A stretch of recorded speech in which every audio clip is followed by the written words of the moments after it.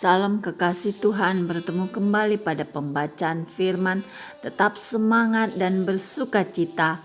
Semoga Bapak Ibu sehat selalu dalam lindungan Tuhan. Sebelum membaca firman, kita berdoa terlebih dahulu. Tuhan Yesus yang Maha Suci, Maha Baik, kami datang sujud bersimpuh di bawah kaki-Mu ya Aba Bapa. Urapi kami ya Allah Roh Kudus, dengan seluruh pendengar yang mendengarkan firman-Mu. Terangi hati dan pikiran kami saat membaca firman. Kami mulai pembacaan firman ini hanya di dalam nama Tuhan Yesus yang maha dahsyat, maha mulia. Haleluya. Amin. 2 Raja-Raja 24. Dalam zamannya majulah berperang Nebukadnezar, Raja Babel.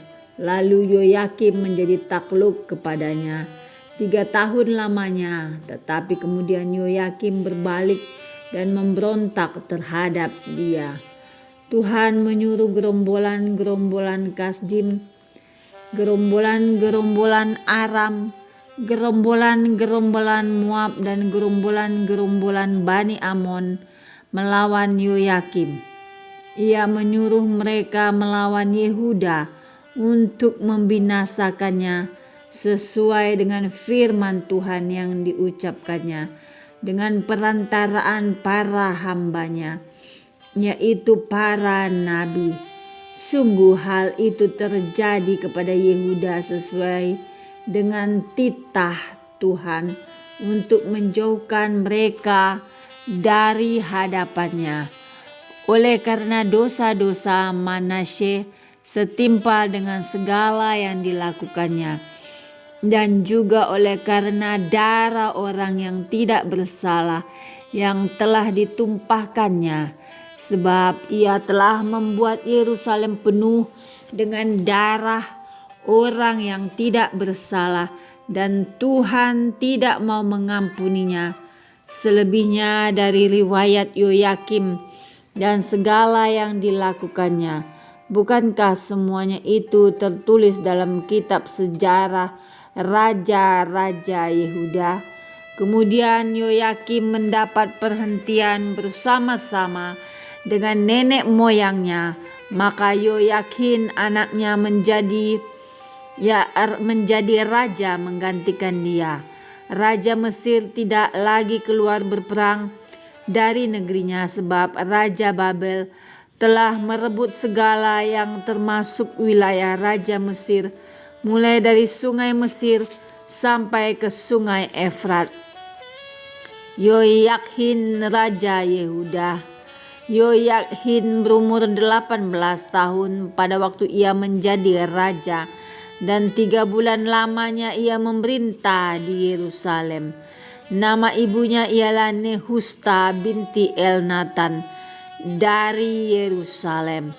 Ia melakukan apa yang jahat di mata Tuhan, tepat seperti yang dilakukan ayahnya.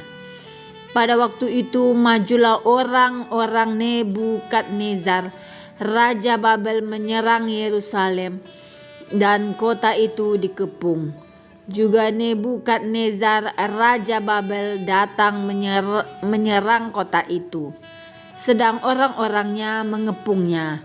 Lalu keluarlah Yoyakhin Raja Yehuda mendapatkan Raja Babel, ia sendiri, ibunya, pegawai-pegawainya, para pembesarnya, dan pegawai-pegawai istananya.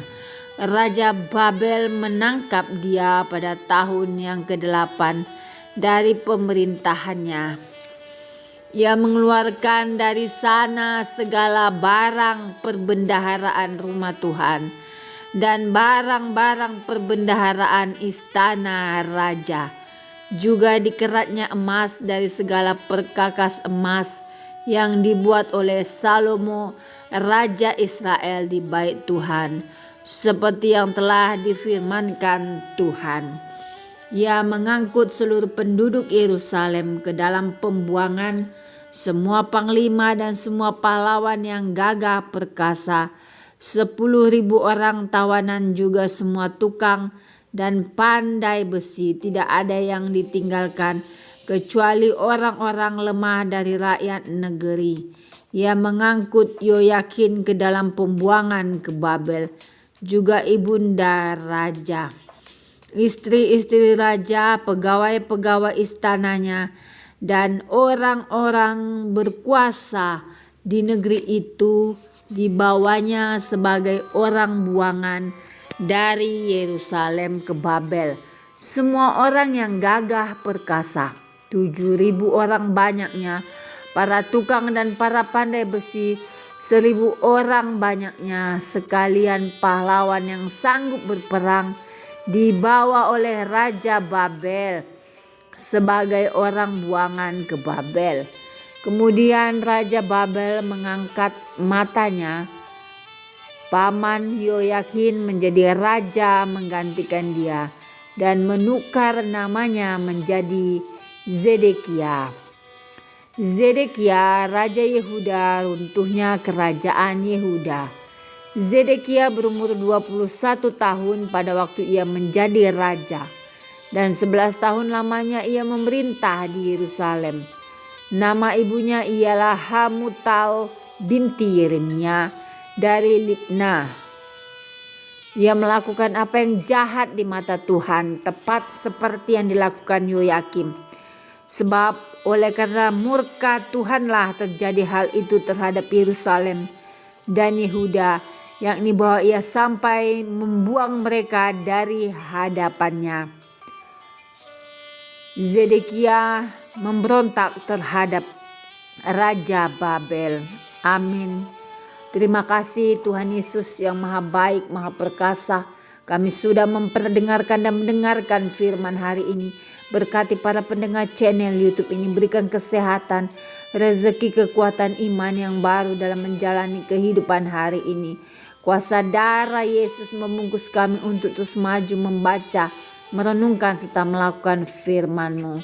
Terpujilah Engkau Tuhan El Shaddai Immanuel, Raja di atas segala raja, Allah yang selalu tolong dan bela anak-anak-Mu yang sungguh-sungguh berharap kepadamu Tuhan.